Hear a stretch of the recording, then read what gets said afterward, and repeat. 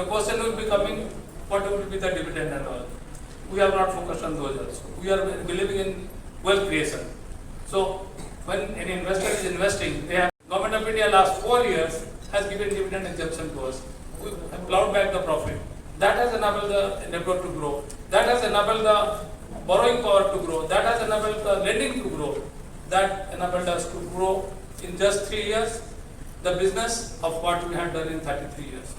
Thank you very much, and again thank you, but we are here to answer your questions. See, as per the SEBI guidelines, some amount of cap is there that up to 2 lakhs rupees, whatever number of shares will come, that it can go. But total cap will be for the all employee segment 2 lakhs. Suppose some employee is not applying, that can be given to the employee. 18 lakhs 75,420.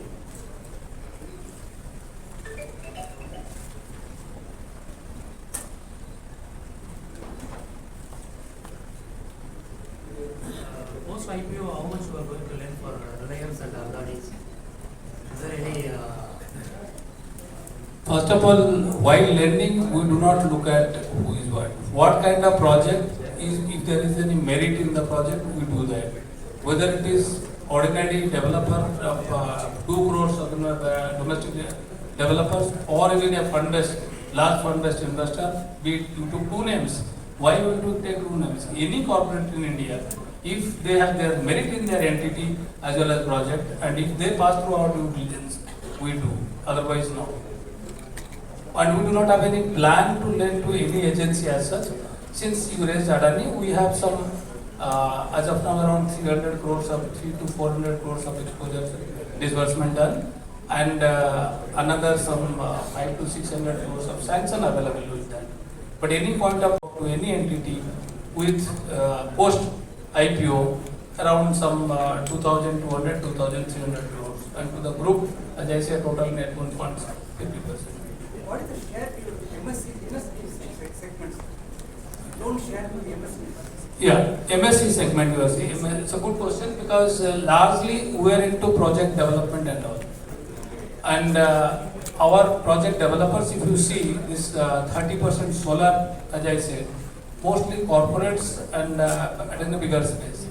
MSME or MSC share is not much. But we have a plan to have a different division post IPO to address into not only MSME but also to retail. But we cannot do directly. What we will be doing? We will be doing strategic partnership kind of thing. Already we have done one such kind of thing. We have brought in a small NBFC that is naming Mufin Finance to support the e-rickshaw wallets. At least they are lower strata of the value chain in the banking system, much lower than the MSME. Nobody lends them, and whoever lends them, they charge in the range of 28 to 36%. And through our line of credit, we have brought down that interest rate to below 18, 17.76 around now is happening. How and what we did? See, normally these microfinance companies or small NBFC, when they lend, since typically these poor travelers, they have either a mobile phone and an Aadhaar card. Apart from that, you will not find any collateral or any asset with them.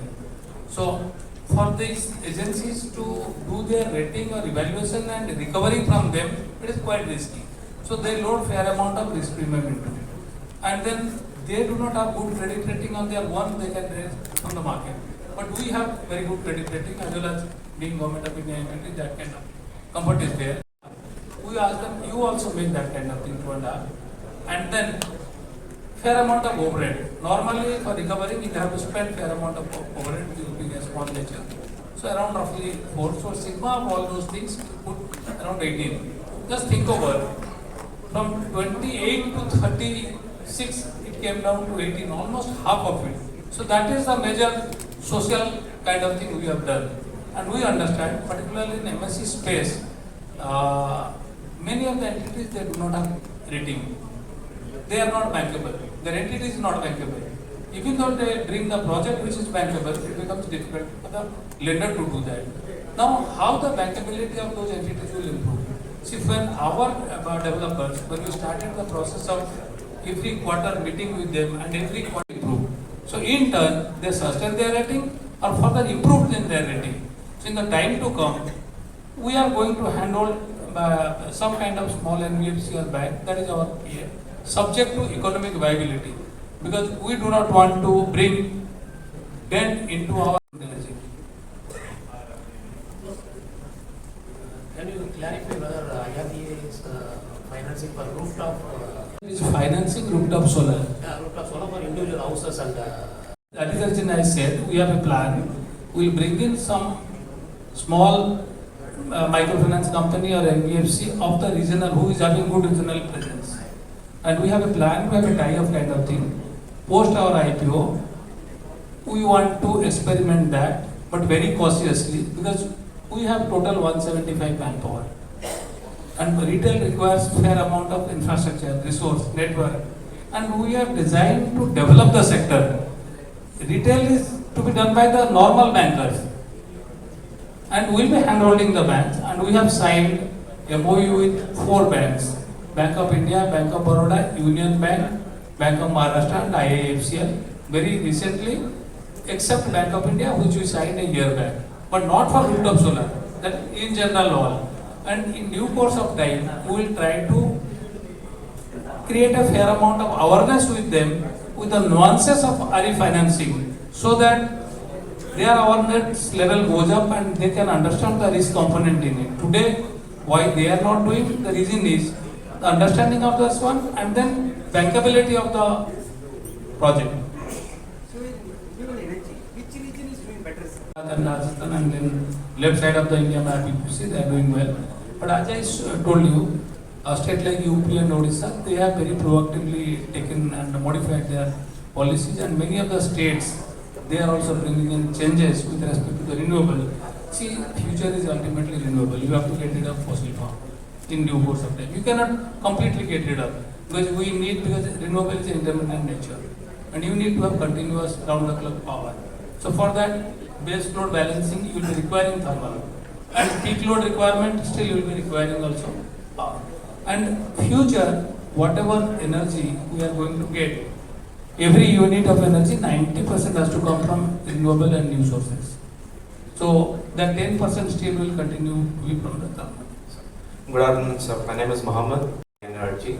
We are an upcoming bioethanol company. My question today is, first of all, I would like to congratulate you on this IPO process and how far a government organization has assimilated and worked so professionally like a private company. And over the last 33 years, you've done 23,000 crores and you've managed to equal that in the last year itself. More than equal. More than equal, 24,000 crores, yeah.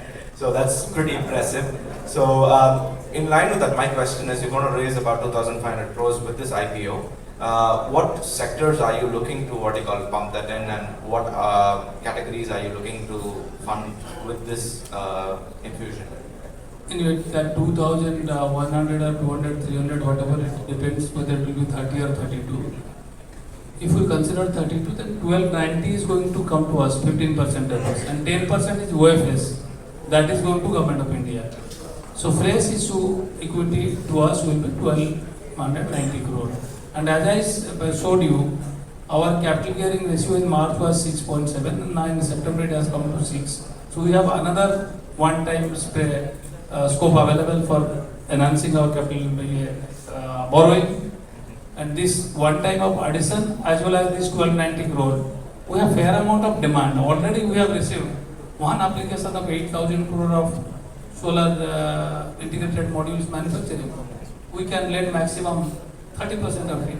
And they are doing in phases. Their plan is for 18,000 crore. That is one crore I said. So like that we have severally. And see what is happening now.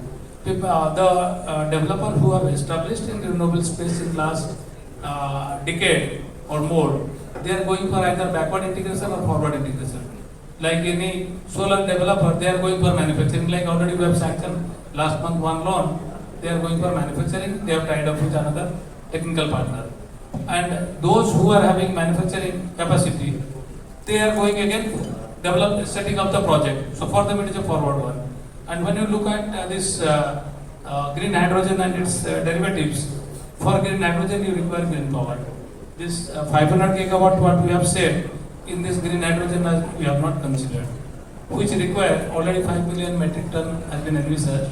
And if it happens, then 125 gigawatt of further IREDA will be required. And then e-mobility also, entire e-mobility and its infra and fleet manufacturing, that we have not considered in this 30 lakhs. If you take that, 46 lakh crores requirement will be. So another 14 lakhs crores will be further required. So we have huge, but we are not earmarking for anything. Since we are doing the entire gamut, and whenever whatever the sector's requirement, the developer's requirement, we will be doing that.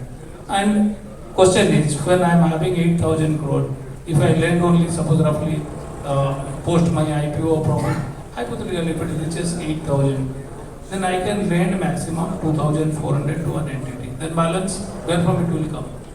So we have signed MOU with banks and other things. We will be doing joint lending.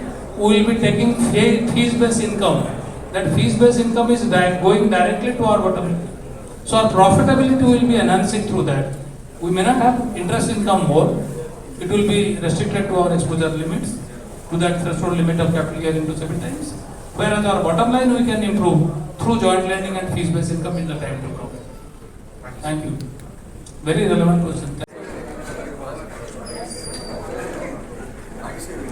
MD IREDA, Indian Renewable Agency Development Limited, we are coming out of our IPO, in which 25% will be offloaded in the market, 15% will be coming in the form of fresh issue, 10% will be OFS of Government of India.